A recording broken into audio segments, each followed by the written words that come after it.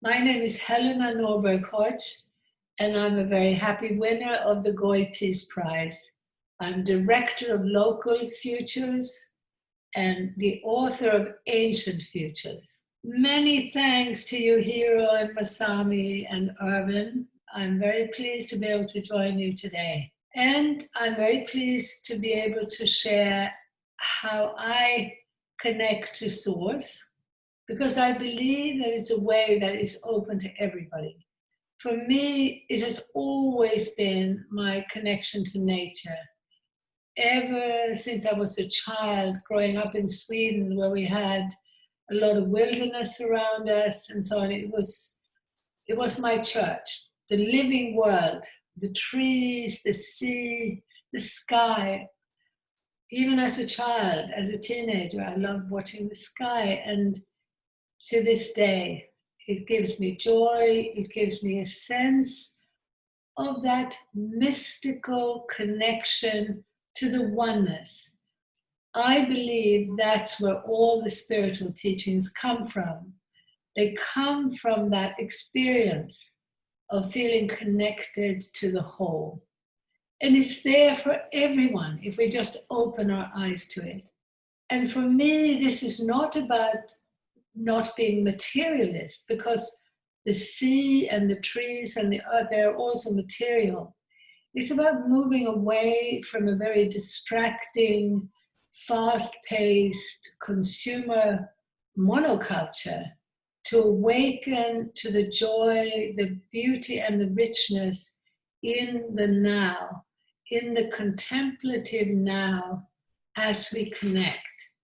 And of course, we can do it inside, away from nature, just connecting to our bodies, to our breath. That's one way. But for me, always, if I can be out in nature, it's automatic. When I need to do it inside, it becomes more effort.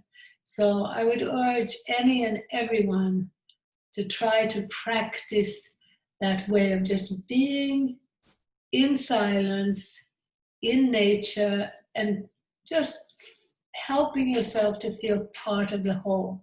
It's something that people are starting also to teach children to do, to actually perhaps carry out your own vision quest. You just go into more wild nature, you encourage children to just be still for a bit and to see if they can feel themselves as part of the living world. For me, this also goes into my work, which is promoting what I call localization, where people are connecting to their place, to their part of the earth.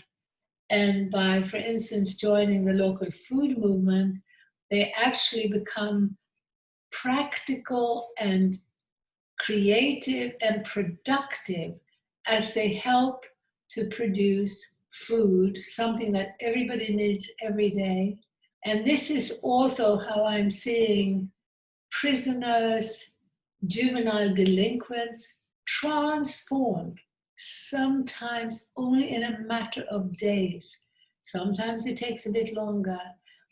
But so many people have lived their lives cut off from the life all around them, and they are pulled into a competitive, aggressive materialism that is not what our souls are about. It's not what we long for. We evolved deeply connected to nature and to intergenerational community. I had the privilege to live in the ancient Tibetan culture and to experience what your daily life is like when you grow up surrounded by your elders, when the youngest and the oldest are connected, and when they remain connected on a daily basis. When they do so, also connected to the soil, to the plants, to the animals that nourish them. That's how you create a sense of both human and ecological well-being. And as far as I'm concerned, it's the path to peace.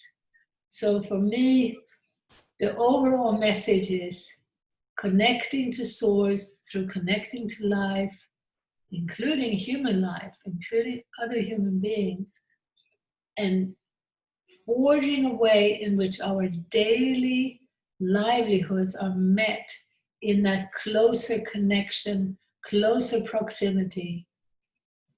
This is the way forward. This is the way to peace. Thank you all so much. Very happy to be with you today.